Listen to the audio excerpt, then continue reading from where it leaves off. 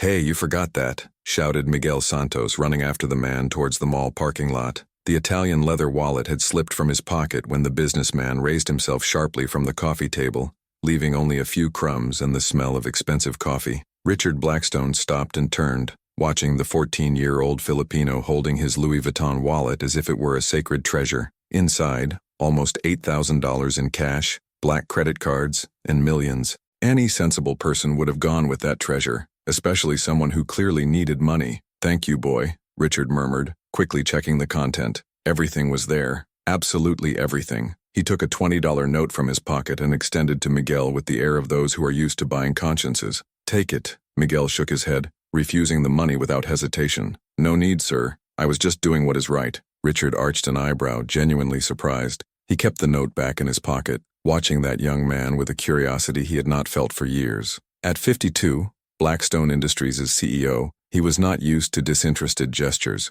In his world of millionaire contracts and corporate rivalries, it was all price, especially honesty. "What are you called?" "Miguel Santos. I work in the food court, sir." Richard watched the boy's simple uniform, the calloused hands of those who worked hard from an early age, the but impeccably clean shoes. Miguel had that erect stance that only people with true dignity could keep, even when life doesn't offer far beyond hard work and distant dreams. "How old are you, Miguel?" 14, sir. I work every afternoons after school to help my mother with the math." At that moment, Richard didn't know he was facing someone who would change his life forever. Nor did he imagine that in a few months it would be exactly Miguel who would save him from a devastating fall that he would create with his own hands. "Good job, boy," Richard said, already heading for his shining black BMW. "Continue like this." Miguel nodded politely, returning to work without knowing that he had just returned a fortune to a man known throughout Los Angeles for firing employees by email, processing small entrepreneurs to bankruptcy, and treating people like Miguel as if they were completely invisible. 3 months later, Miguel's life would change forever, devastatingly. Blackstone Industries announced the compulsory acquisition of Santos Family Restaurant, the small business that Carmen Santos had built brick by 20 years of hard work, serving the Philippine community of Los Angeles with traditional dishes and genuine love. The price offered? Significantly below market value, using an obscure technical clause that the family had no legal resources to contest. It was the kind of maneuver Richard had perfected over decades by building his empire about the destroyed dreams of people like Carmen. Carmen Santos received the notification on a gray November Monday, delivered by an expensive suit lawyer who didn't even have the decency to look into her eyes. "Expropriation for commercial interest," said the formal document with cold and impersonal letters. 45 days to evacuate, without negotiation, no appeal. "Miguel," she said that night, her hands shaking as she held the roll that destroyed 2 decades of work, "let's lose the restaurant."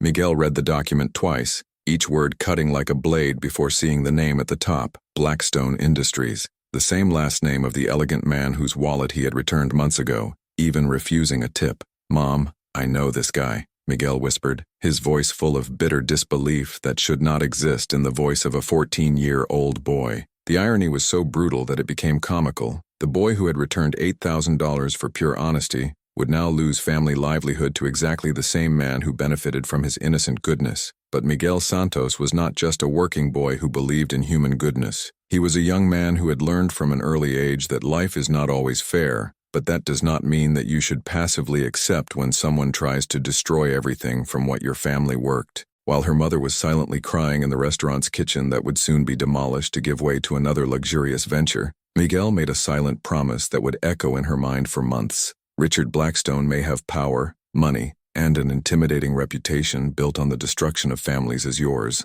but he had made a fatal mistake. He had completely underestimated the character, intelligence, and determination of the person who had tried to destroy. If you are curious to find out how a 14-year-old boy can face a millionaire businessman and still win by using only his intelligence and determination, be sure to subscribe to the channel, because the true lesson about justice was just beginning, and Richard Blackstone had no idea what he was about to face. The morning after the devastating discovery, Miguel woke up at 5 a.m. as he always did, but this time it was not to prepare for another day at work. It was to start an investigation that would change everything. Sitting on the floor of his small room with a notebook borrowed from the school library, Miguel typed "Richard Blackstone" in the search bar. What he found made his stomach turn disgusted and indignant. Dozens of local newspaper articles documented a disturbing pattern. Blackstone Industries had acquired over 20 small family businesses in the last 5 years, always using the same cruel strategy, derisive offers disguised as urban development opportunities that no one could legally refuse.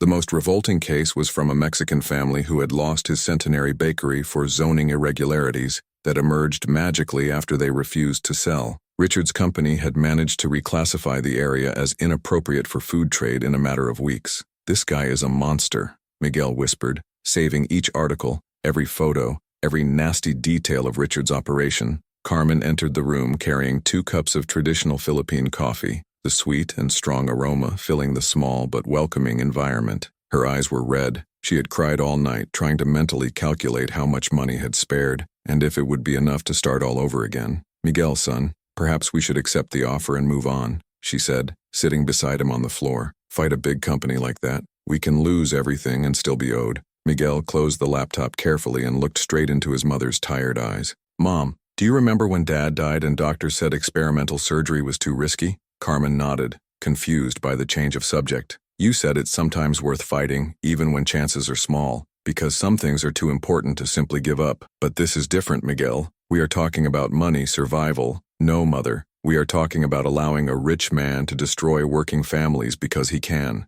We are talking about teaching me that honesty and hard work means nothing when someone with more power decides to crush us." Miguel opened the laptop again and showed Carmen's photo of Richard at a charity party, smiling arrogantly next to a $1,000 symbolic check for needy families, an amount that was less than the cost of a dinner for him. "Look at this guy, Mother. He donates $1,000 to the media to photograph and at the same time steals millions of families like ours. And the worst is that he doesn't even remember me, the wallet I returned. Nothing." At that moment, Carmen's phone rang. It was Lisa Chen, lawyer for the free legal assistance that served the Asian community of Los Angeles. Carmen had called her the night before, desperate for any kind of legal guidance. "Mrs. Santos, I analyzed the documents you sent me by email. Unfortunately, I need to be honest about the situation." Carmen placed the phone on the viva voz so that Miguel could hear. "The clause that Blackstone Industries is using is technically cool. They have managed to reclassify its property as an area of interest to urban revitalization, which allows for disapproval for commercial development. But is that fair?" Miguel asked, approaching the phone. "Just, no. Legal? Unfortunately, yes. Mr. Blackstone has a team of lawyers specializing in finding these legal breaches. You would have to prove bad faith or corruption to contest, and that would require resources that we don't have," Carmen added, defeated. "Exactly. I am very sorry. You can try to negotiate a better value, but legally contesting would be financially impossible for a family in your situation." After they turned off, Carmen and Miguel were silent for several minutes. The weight of reality was choking any hope that they could have kept. It was then that Miguel remembered something. During his research on Richard, he had found an interview where the businessman bragged about his philanthropy and commitment to traditional family values. Nice. In the interview, Richard talked about how young people nowadays have no character, and how honesty is a lost value in modern society. "Mom," Miguel said, a small but determined smile appearing on his face, "remember when you taught me that sometimes David beats Goliath not by force but for intelligence?" Carmen looked at her son, recognizing that expression. It was the same as Miguel was making a child when he was playing elaborate plans to get extra candy, or to convince teachers to postpone tests. "What are you planning, Miguel?" "I still don't know exactly, but this man made a fatal mistake when he decided to ignore me after I returned his wallet." Miguel saved Richard's interview in a special folder on his computer, along with all the other articles and information he had collected. "He thinks we are just another poor family who will accept the destruction of our dreams. He has no idea that he has moved someone who has a very good memory, and a mother who taught that giving up is never an option." Carmen watched her son typing furiously, organizing information and creating folders with a methodicity that he did not expect from a teenager. There was something different in the air, an energy that she could not completely identify. "Miguel, are you sure what you are doing? This man has power, money, lawyers." Miguel stopped typing and looked at his mother with a confidence that made Carmen remember her husband when she decided to face seemingly impossible challenges. "Mom, he has all that.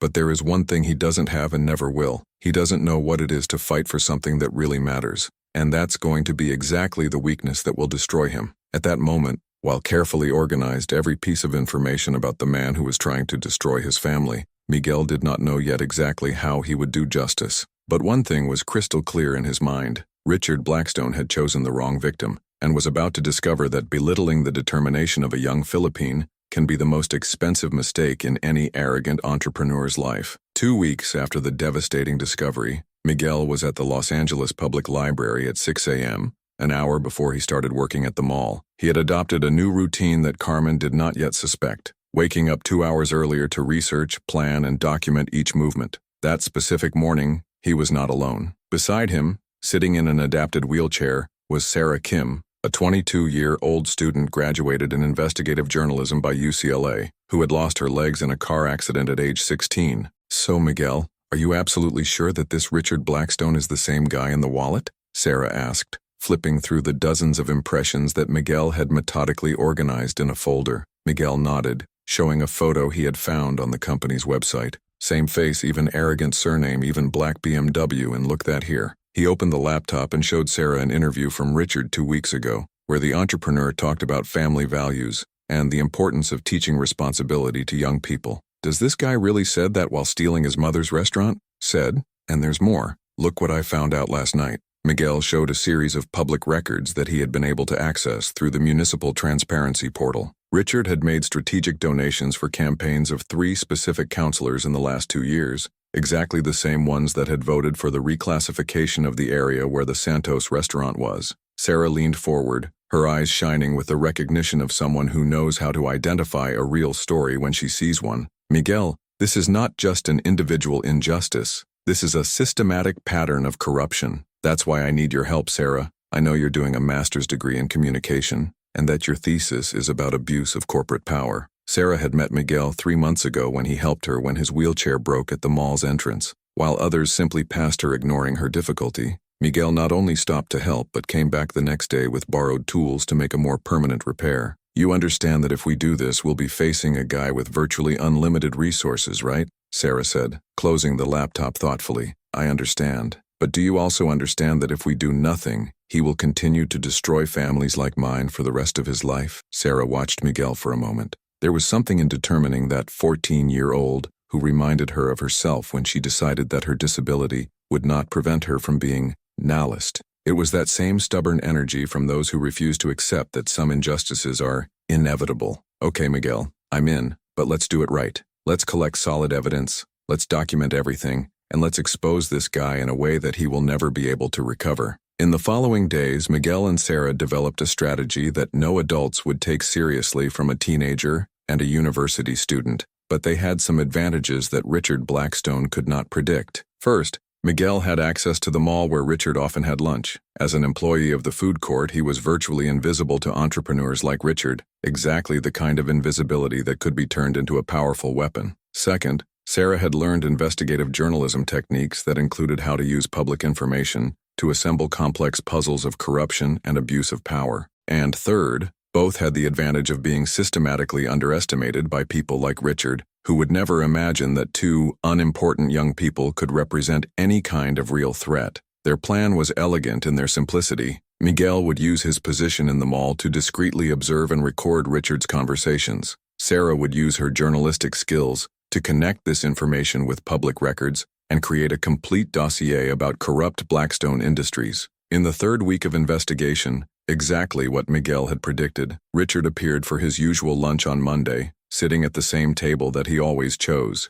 table 12, overlooking the mall movement, where he could feel superior watching the ordinary people doing his shopping. Miguel was cleaning the nearby tables when Richard answered a call that would change everything. "Frank, relaxes. The problem of Saints will be solved in 2 weeks, Richard said, speaking loudly enough for Miguel to listen clearly. "The demolition is already authorized. Once they overthrow the building, they will no longer have to contest." Miguel continued to clean, keeping his expression neutral, but internally his heart accelerated. Richard was talking about demolishing the restaurant, even before 45 days expires. "Of course it's cool, Frank. My lawyers have found a public health emergency clause. We claim that the building is structurally insecure and we need to demolish immediately to protect the public." The arrogance in Richard's voice was evident. He really believed it was untouchable, that he could destroy the lives of whole families without any consequence. And the family? They will receive an additional compensation of $1,000 for inconvenience. Generous, no? $1,000. For 20 years of hard work, for a business that was worth tens of thousands, by destroyed dreams and a shattered community. Miguel finished cleaning the table next door and walked away, but not before hearing Richard concludes the connection with a sentence that would be his perdition. "Frank, these immigrants don't even know what their rights are. It's too easy. The only thing they know how to do is work hard and accept what we offer. Never question, never fight. That's why I love doing business with communities like this." At that moment, Miguel felt a strange calm take over him. It wasn't anger. It was much more dangerous. It was the cold determination of someone who has just witnessed exactly the kind of arrogance that destroys lives without any remorse. Richard Blackstone had made two fatal errors. First, he had completely underestimated the intelligence and determination of the family of immigrants he was trying to destroy. Second, he had confessed his criminal plans in front of the only person in the mall that had both motivation and resources to completely destroy his reputation. When Miguel left work that afternoon, he immediately called Sarah. "Sarah, I got it. I have his full confession about how it is frauding the demolition process. Did you record?" "I recorded everything, and there's more." He mentioned names, values, everything. "I think we finally have what we need to end this guy." Across the line, Sarah smiled. "Miguel, my friend, I think it's time to teach Mr. Richard Blackstone that underestimate the determination of a young Philippine and a wheelchair journalist can be the most expensive mistake that an arrogant entrepreneur can make." While planning the next steps that night, neither imagined that Richard was about to find that true strength does not come from money or power, comes from the union of people who refuse to passively accept injustice and who have the intelligence to transform the arrogance of their oppressors into the most powerful weapon against themselves. In the morning follow, and Richard Blackstone woke up as he always did, checking his actions on his scholarship, the profits of the week, and planning which hard-working family would destroy. I could never imagine that at that very moment a digital bomb was being carefully prepared to blow up your life into pieces. Miguel arrived at the mall at 6 a.m., 2 hours before the official office hours, carrying a pen drive that would change everything. Sarah was waiting at the entrance, her laptop open and connected to the best dissemination system she had learned to use during her years of investigative journalism. "Are you absolutely sure about it, Miguel?" Sarah asked, last checking the full dossier they had set up. "Once we press this button, there is no return." Miguel looked through the mall's glass doors, seeing table 12 where Richard would sit in a few hours for his arrogant lunch. "Sarah, for 2 weeks this guy told the phone about how he was going to destroy my family, laughing at our ingenuity. He even called my mother an ignorant immigrant who accepts anything." The recordings Miguel had collected were devastating. Richard confessing on bribes to counselors, admitting that he forged structural reports to accelerate demolitions, mocking the families he destroyed, and worse, making racist comments about immigrant communities who do not know how to defend themselves. Sarah had organized everything in a precise military strategy. First, they would send their recordings simultaneously to the Los Angeles Times newspaper,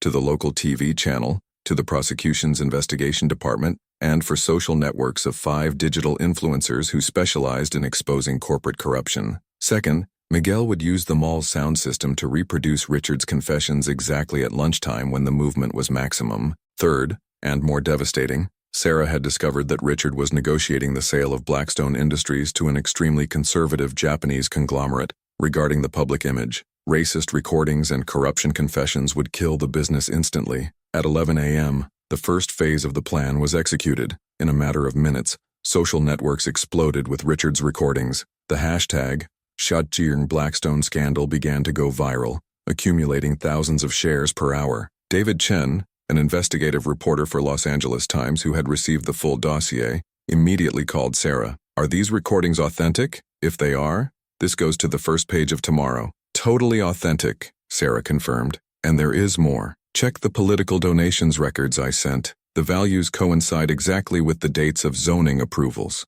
Meanwhile, Miguel discreetly watched Richard arrive at the mall for his usual lunch. The entrepreneur had no idea of the digital tsunami that was forming around his name. Richard sat on table 12, as always, asking for his salmon sandwich and opening the laptop to check emails. It was then that your phone started ringing incessantly. The first call was from his personal lawyer. "Richard, you need to see social networks now. It has recordings of your circulating," and Richard hung up before hearing the rest. But the second call came from his main partner. "Richard, the Japanese have just canceled the meeting. They said something about incompatibility of values. What the hell is happening?" That's when Richard opened Twitter on his cell phone. That reality hit him like a runaway train. His own voice, clear as crystal, confessing crimes and making racist comments, was being reproduced in dozens of viral videos. The blood disappeared from his face when he noticed where the recordings had been made. Table 12. The mall. The boy from the food court who always cleared the nearby tables. Miguel was a few meters away,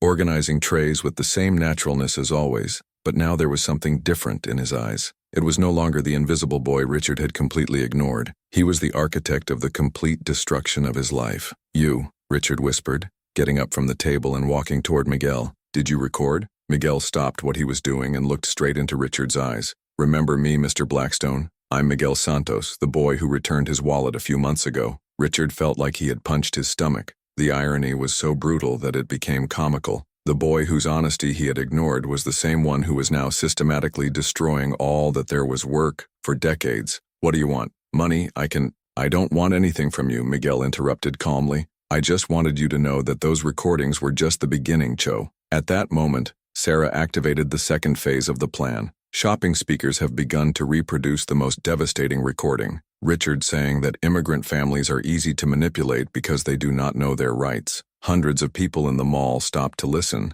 Many recognized the voice of the famous businessman. Some started filming with cell phones, creating even more viral content. Richard tried to run but was surrounded by reporters who had arrived after viral posts. TV cameras, microphones, questions being shouted from all sides. "Mr. Blackstone, is it true that they bribed counselors? How do you respond to accusations of racism? Was the sale to the Japanese canceled because of the recordings?" Richard pushed reporters trying to reach the parking lot, but it was when he called the car that received the call that would definitely seal his destination. "Richard, here is Public Prosecutor Daniel Morrison. You need to attend my office today. We have enough evidence for a complete criminal investigation." In the back seat of a nearby parked car, Sarah and Miguel watched Richard collapse completely. The man who had spent decades destroying dreams of working families now begged on the phone to lawyers, partners, and anyone who could save him from the storm he had created with his arrogance. "Miguel," Sarah said, filming the final scene, "do you realize that we have just taught a lesson that will echo far beyond this specific case?"